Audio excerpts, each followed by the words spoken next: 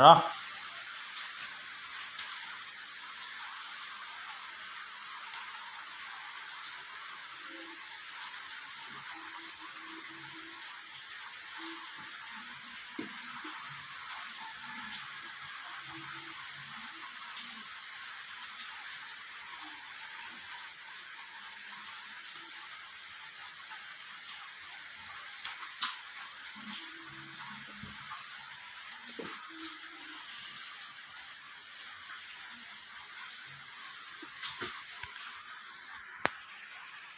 เด็กน้อยความขี้ดื้อ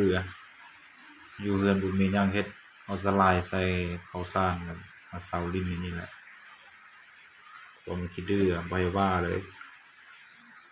ซื้อแอนนาเลยนี่นะโคตรขี้ดื้อเลยเบิ่งไหม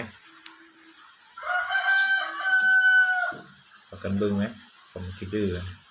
คนนั้นเฮ็ดแต่มันยังต้องไม่ยังเด้อความขี้ดื้อ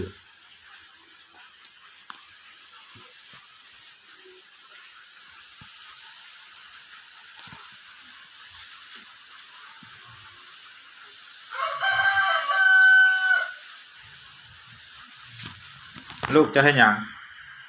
บอกจะให้หยังให้หยังให้เขาให้ไปกินให้แม่กินวะบอกแม่มากินข้าวด้วยบอก แม่มากินข้าว บอก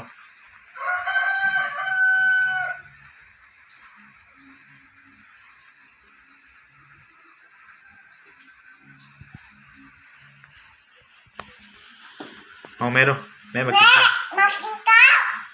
แม่